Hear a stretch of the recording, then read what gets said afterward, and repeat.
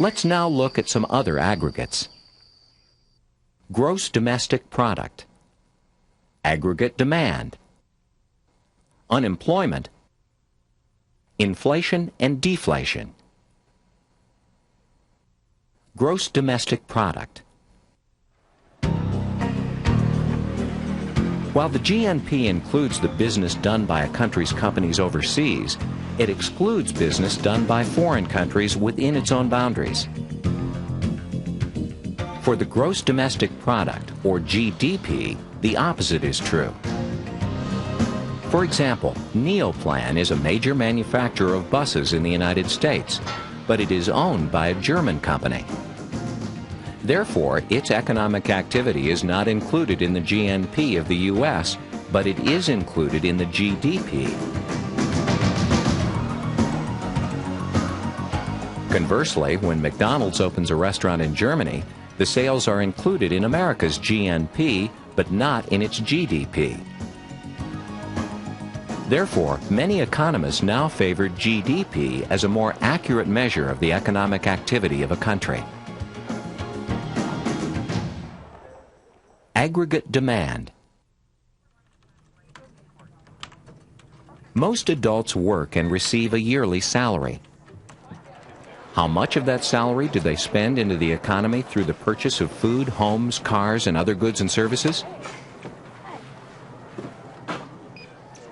The percentage they spend is called the aggregate demand. What else could they do with their income? They could save it in a bank or buy stocks, among other things. An important economic law states that as income rises, aggregate demand rises less quickly. Or in less industrialized countries where income is low, aggregate demand is high.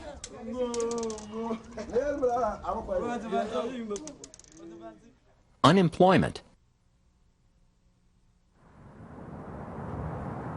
This is the percentage of workers in the country, state, or city who are not at work, or we could say do not have jobs. Ideally, in the free market economy, all worker resources would be fully used or exploited. However, we know there are many people who want to work but cannot find jobs. For many, lack of skills or education is an impediment to finding jobs. In some cases, businesses can fail and people may lose their jobs. Most of the time, some kind of job can be found elsewhere in the state or in another part of the country.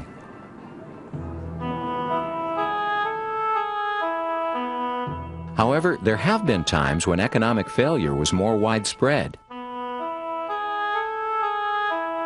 Due in part to an environmental phenomenon called the Dust Bowl in the 1930s, the United States experienced massive unemployment, reaching 25%.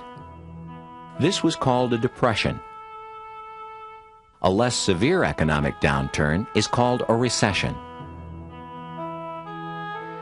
This is a picture of unemployment in the United States for much of the 20th century.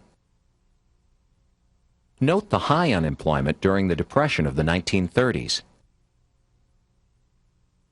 Unemployment dropped rapidly during World War II, leveling off at around 7%.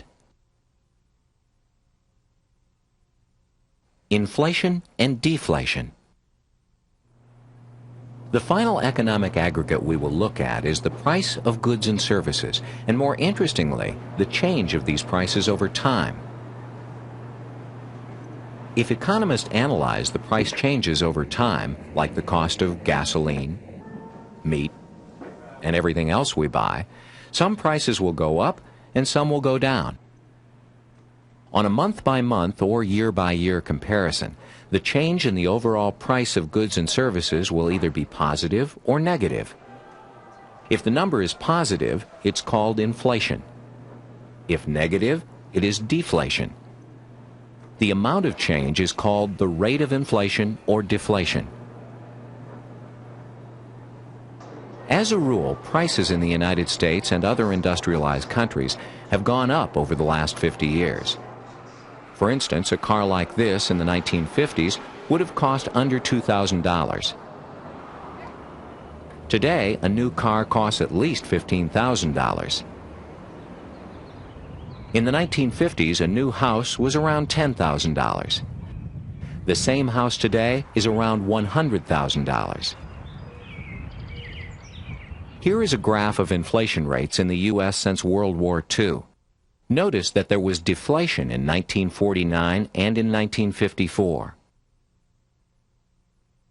While most items have gone up in price, there are notable exceptions. For example, the cost of personal computers has dramatically decreased since their introduction as the result of advances in technology.